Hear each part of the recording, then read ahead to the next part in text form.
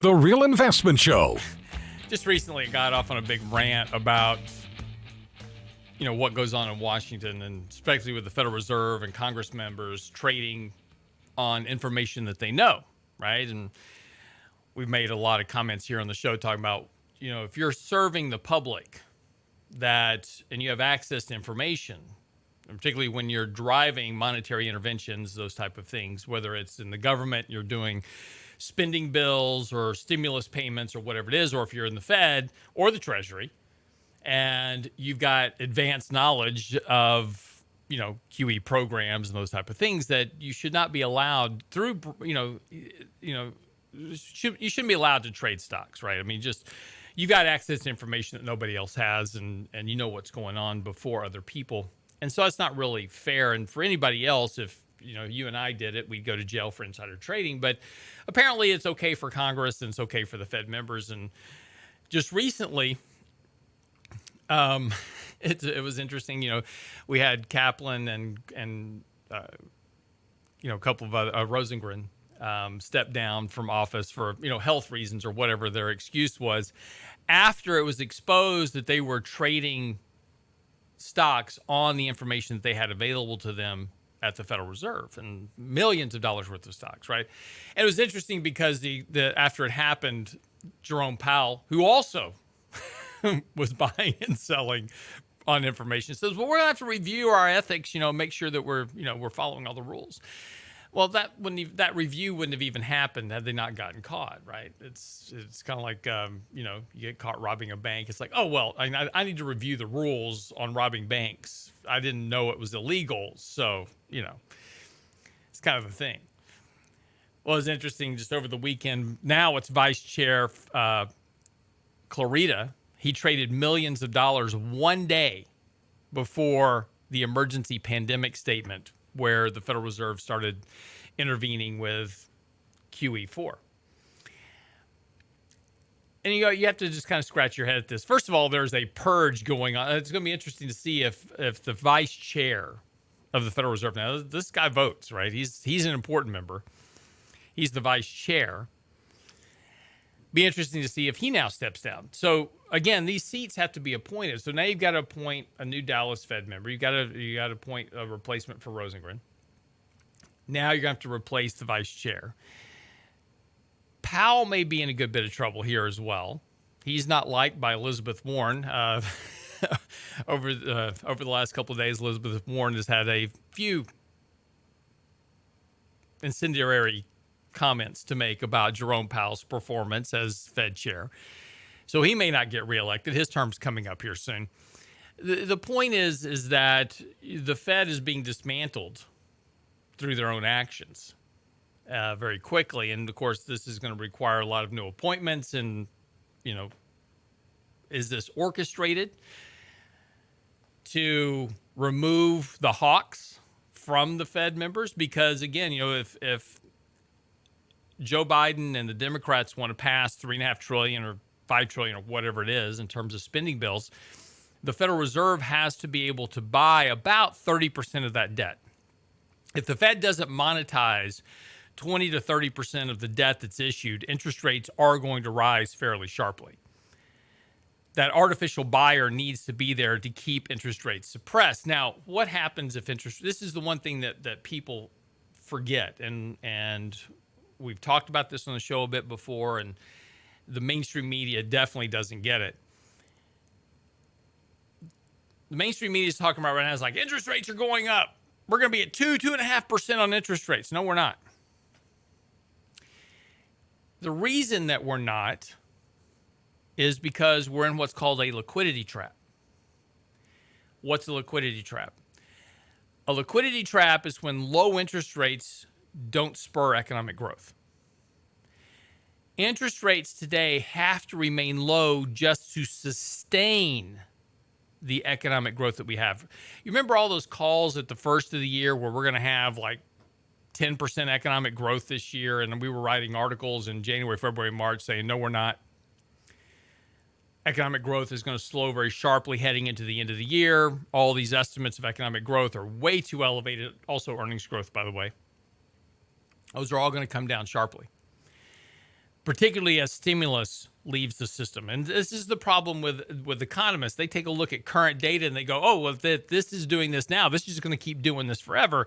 And just simple logic tells you that once all the stimulus money was spent, that people are going to go back to spending what they had before. And now with prices up, they can only buy less because they don't have any more income. And so that's what we're seeing now, right? We're seeing this very sharp decline in economic growth. Atlanta Fed just lowered their estimates for Q3 down to 2.2%. I mean, just a very, very sharp decline. Remember, they were at 13.5% for quarter two. So, we're back down to normal trends, which is exactly what we said was going to happen. But if interest rates are to go to 2.5%, just think about for a moment all the stuff that's in the economy that's driven by debt. Households are carrying record debt. Why? Well, because they don't have enough income to sustain their standard of living. If I want to buy a house, I don't want to buy a $150,000 house. Who wants to live in a $150,000 house? It's crazy. I know I only make $50,000 a year, but I'm going to buy a $350,000 house because I can do it because interest rates are low. If interest rates go up, what happens to those house sales?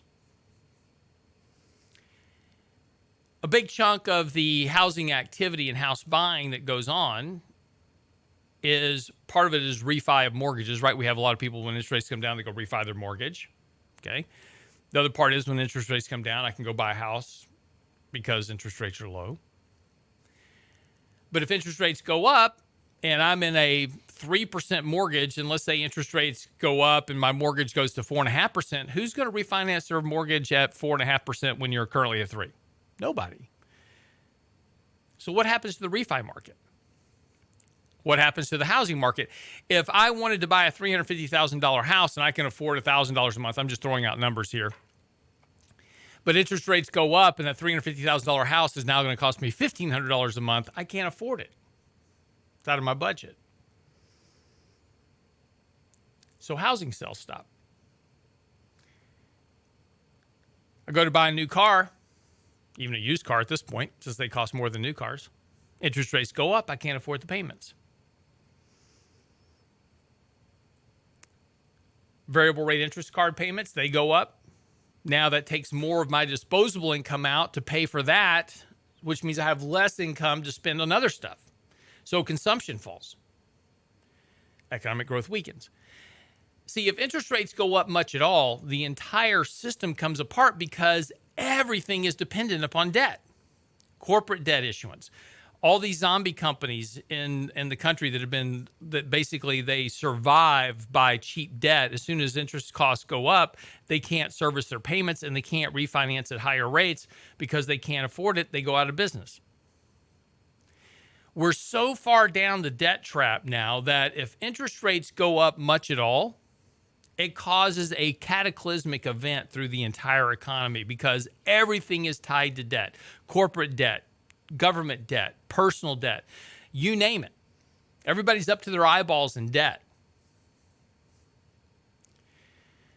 So the Fed has to buy this debt in order to keep interest rates low, because if they don't, the entire framework comes apart. They know this. So the problem for the Fed is, and this is, we talk about maybe this is a little bit orchestrated to get rid of the hawks who are talking about tapering bond purchases. They can't taper bond purchases. Not right now. This is the conspiracy theory, right? All of a sudden there's this, this big exposure of all these Fed members that were insider trading. They're dropping like flies at this point, right?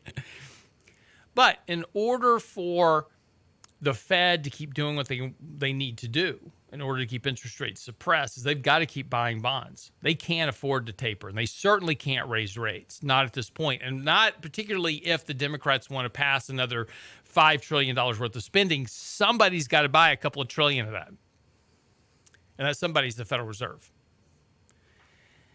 So we'll see what happens.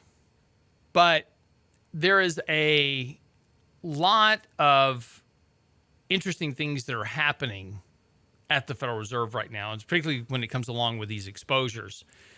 as to who's trading what and when. And again, it's just, there's a very simple remedy for this.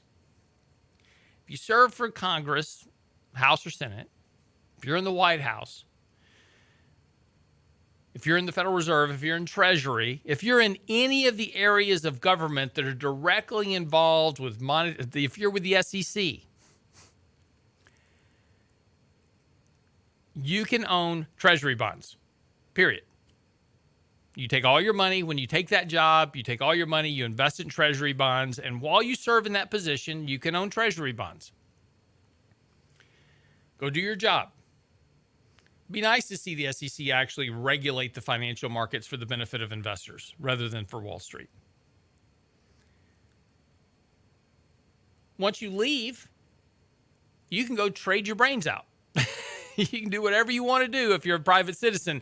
But as part of the governing body, and particularly those that are making the financial rules and regulations, you can't trade. You can't have equity exposure.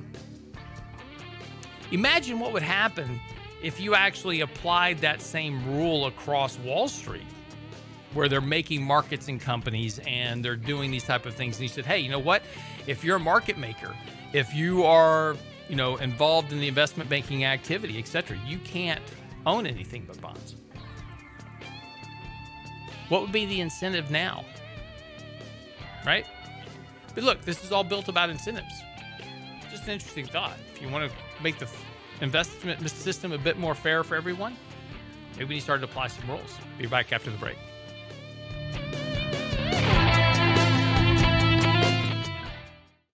Ongoing, concerns in Washington right now. The debt ceiling is still looming, right? We didn't solve the debt ceiling yet. The Democrats have the ability to solve the debt ceiling very quickly. They're kind of still using it for some pressure point. October the 18th-ish is kind of the Treasury's drop dead date for needing to raise the debt ceiling. But again, that's a really flexible number because there's revenues coming in every single day into the Treasury from tax payments. And right now we're right in the middle of tax collection season for extended filers. Personal taxes are due October the 15th. So there's going to be a lot more money coming in. And look, and the people that file their taxes late, they're generally your higher income earners, right? Because they're generally waiting for K-1s to come in and all kinds of stuff. So they don't generally file their taxes until the 15th. Your kind of normal W-2 workers are the ones that file on April the 15th.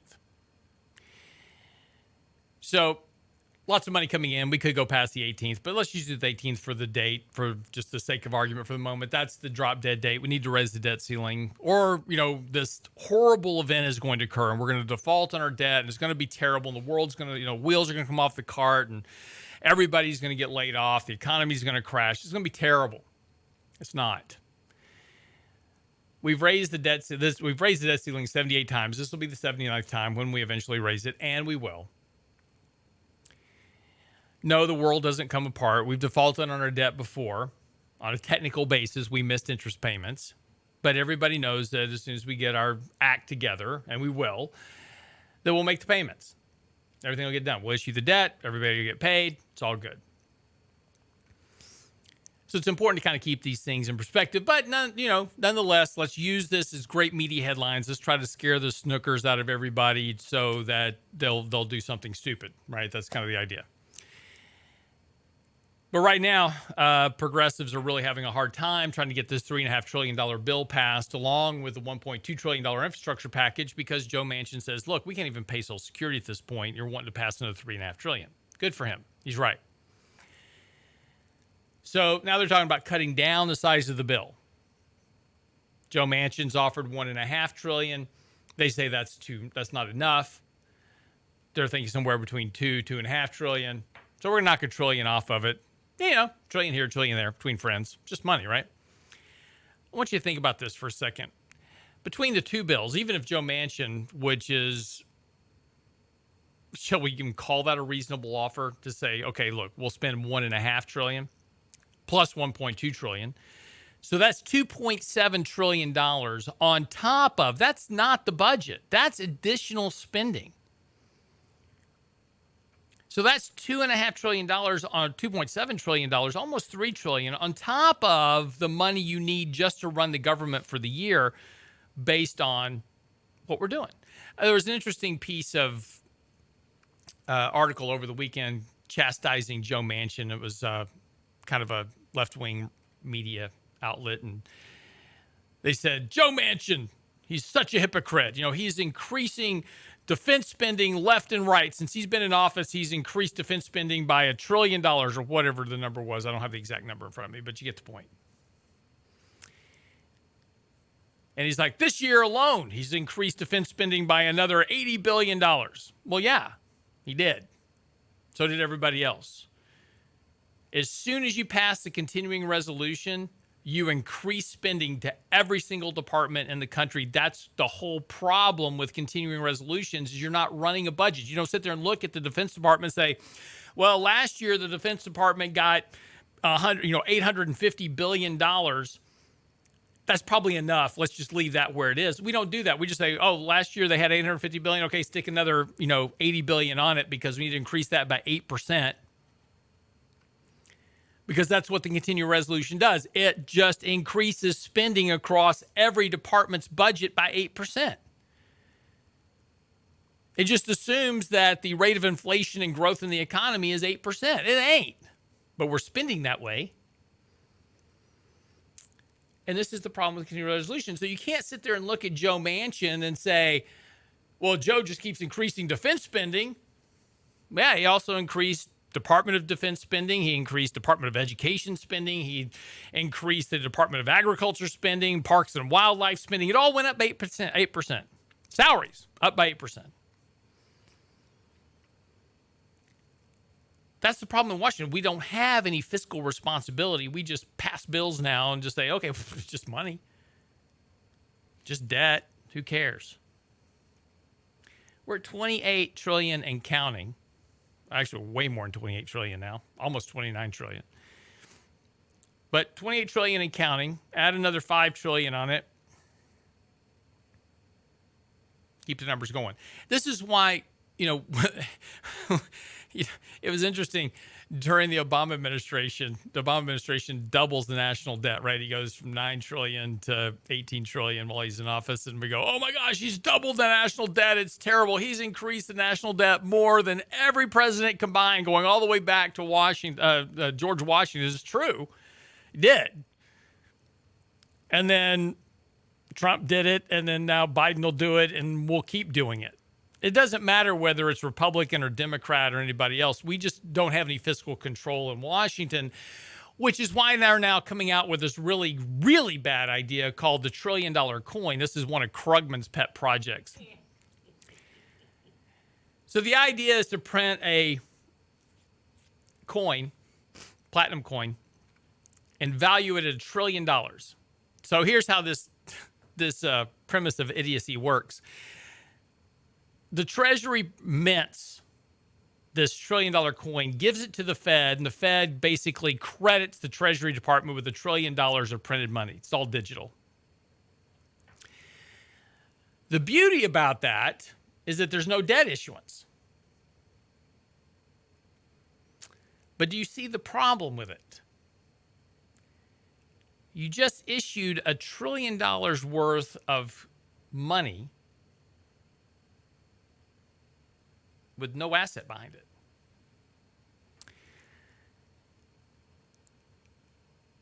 If I increase money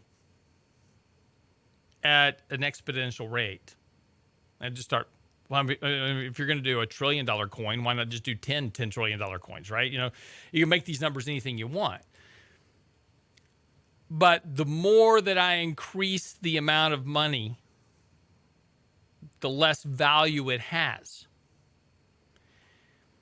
One of the premises of modern monetary theory is that the debt is somebody's asset. And that's true on an accounting basis.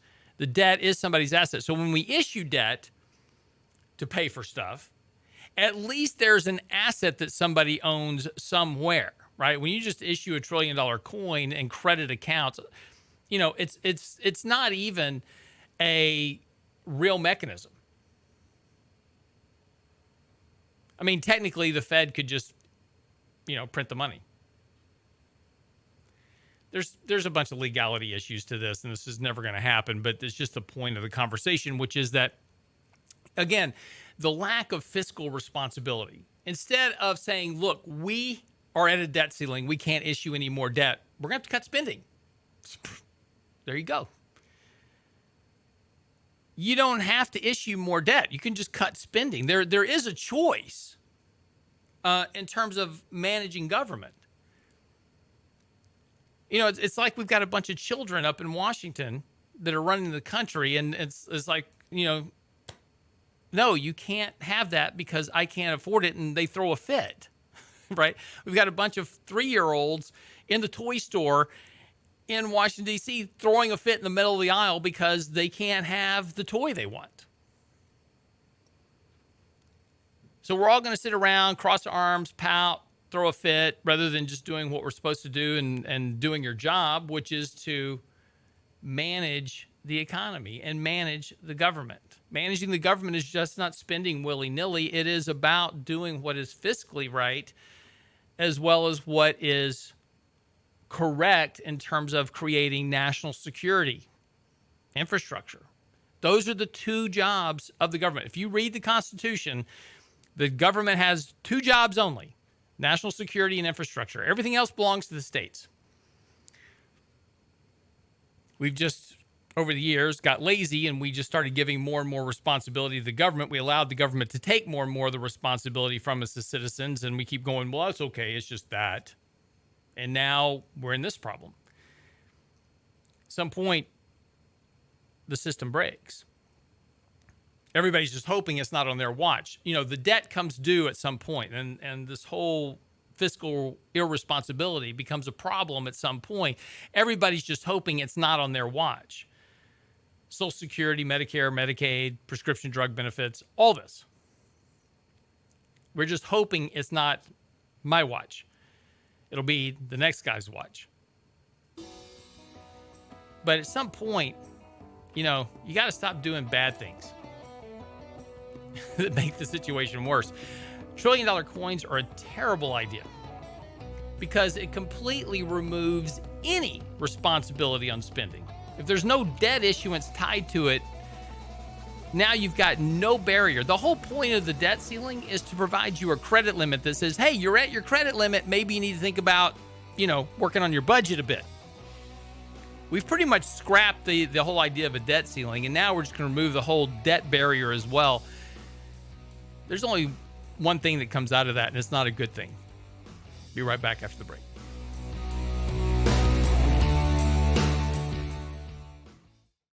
Make sure that if you live in our Austin area, that you sign up for the upcoming event. It's our Right Lane Retirement Workshop. It is the most comprehensive workshop that we do, with Danny Ratliff and Richard Rosso covering everything that you need to know, from markets to retirements, income maximization, Social Security, etc. That's coming up on the 16th of October in Austin. So simply go by our website. We've got a pop-up for the event. Simply just sign up for the event. It's absolutely free. Love to see you there. It's like I said, it's a very, very educational event. It's one of our most popular ones that we do, bringing it to Austin live for you. And that'll be on October the 16th coming up. So again, get by the website, realinvestmentadvice.com, get registered. Seats are limited, of course, as always, because hotels are, limited. So, speaking of stuff, right? The National Association, the National Restaurant Association. You know who came first? National Association of Realtors or National Restaurant Association? Just because NRA was already taken, so. The National Retail Association had to go with the National Association of Retailers because the Restaurant Association beat them to the punch.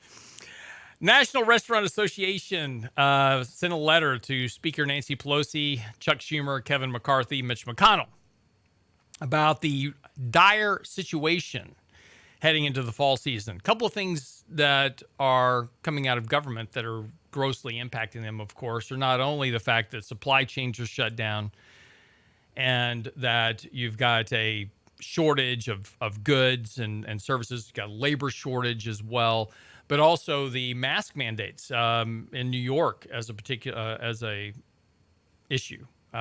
Restaurateurs there are having a lot of trouble because restaurant traffic's fallen sharply ever since the vaccine mandate went into effect. You have to have a vaccine in order to go to a restaurant. So people are just going, I won't go. I'm not going to deal with it. Especially when you got Grubhub, right? This is the other problem.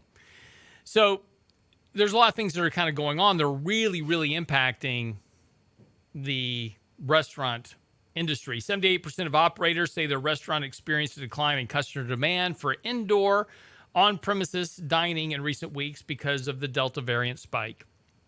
63% of operators said their sales volume in August, historically one of the busiest months for restaurants, was lower than August of 2019. That was pre-pandemic. Costs are up. 91% of operators say they're paying more for food. 84% have higher labor costs. 63% are paying higher occupancy costs. Profitability is down. 95% of restaurant operators say their restaurant experienced supply delays and shortages on key food and beverage items during the past 3 months. Now, why am I telling you this? A couple of things. This isn't just the restaurant industry. It is everybody dealing with a lot of these same issues. And this is one of the big things that we've talked about. We're about to go into Q3 earnings season. There's some very heavy weights on earnings going into the third quarter and particularly the fourth quarter as we get ready to wrap up the year. Estimates for earnings are still exceptionally high, and they are starting to come down, but haven't come down nearly enough yet to compensate for likely what we're going to see here, as companies are really kind of caught between a rock and a hard space here in terms of higher labor costs, higher product costs, higher service costs that they can't pass on to consumers. If we take a look at the purchasing price index, right, which is the inflation gauge for purchasers versus the inflation gauge for consumers, there's the largest spread between those two inflation rates on record, which simply suggests that producers are unable to pass on the price increases to their consumers. Because if they were able to, CPI would be higher than it is. But that's not happening. So this is going to potentially really impact Q3 earnings. And look, valuations are very high for stocks. And so it's going to be important that you really pay attention to what you own in terms of, holdings in your portfolio and look at where they're trading currently, because you could have some real earnings disappointments coming up over the course of the next couple months, particularly as we get deeper into earnings season. And we're going to see this. A couple of things that we're going to see happen, of course, is economic growth is already slowing down. We talked about that earlier. The Atlanta Fed has now dropped their earnings expectation, their economic growth expectations for the third quarter to below 3%. So I'm like well below 3%. So again, we're rapidly returning back to trend economic growth of 2%, and 2% economic growth is not going to support the massive ramp and increase in earnings for corporations. So those earnings are going to have to come down, which means that valuations are not as cheap. Even on a forward basis, earnings are not that cheap. So you're really overpaying for earnings. And as you saw in this last little correction, this little 5% correction that everybody, standing on building ledges for a week or two, the companies that got hit the hardest were the ones that were really, really extended and overvalued. And so this is why you want to kind of look at the risk you're taking in your portfolio and say, look, maybe this is a good time to add a little bit of value to my portfolio, because value has really underperformed growth here. And look, it may not pay you well in terms of capital appreciation, but there's some very good quality companies that are very depressed and pay 6-7% dividend yields right now. And so they don't have a lot of downside risk in terms of the market. They've got less downside, and you're going to get paid 6-7% to hold them while we're kind of going through this reevaluation period in the markets. And then once we get through this, you can always rotate back out of those back into growth if growth begins to really take a leg up here. But again, the risk is on the growth side of the portfolio. That's the one thing, the growth momentum side is the one thing you really kind of want to pay attention to, because if you own companies that don't pay a dividend, that means you're solely banking on earnings growth to support that current valuation. If earnings growth comes in weaker than expected, or there's more concern about future growth because of supply chain disruptions or whatever it is, it could have a bigger material impact on the price of your portfolio than you expect. So just something to kind of be aware of. I mean, look, China is certainly a concern here. Labor costs are a concern here. The Fed is a concern here. The Fed's talking about tapering going into the end of the year. That's reducing liquidity, removing that liquidity support from the markets. Japan's a concern here. They're about to have a big change in the leadership in Japan. They're about to have a big change in leadership in Germany.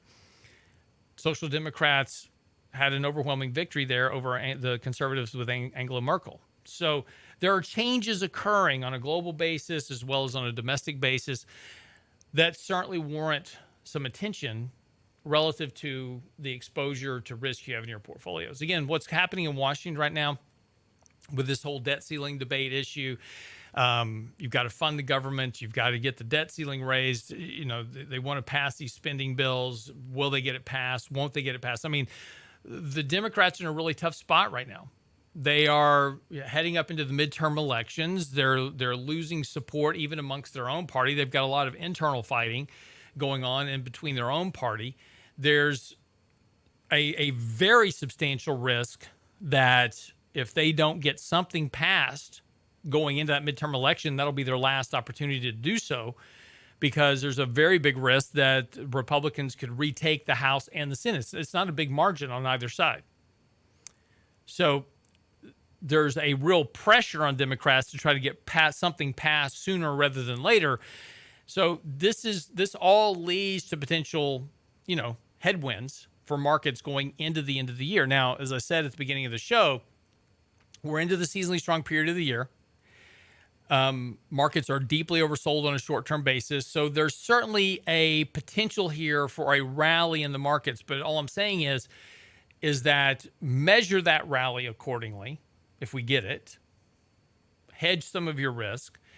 If you didn't like that decline that occurred over the course of the last couple of weeks, it means you have too much risk in your portfolio. I mean, if you were up at night, I was like, oh my gosh, I just need this thing to bounce so I can get something, that's not your portfolio shouldn't be doing that to you, right? Your portfolio is something that you can forget about and go on with the rest of your life and do what you're supposed to do. It shouldn't be creating angst.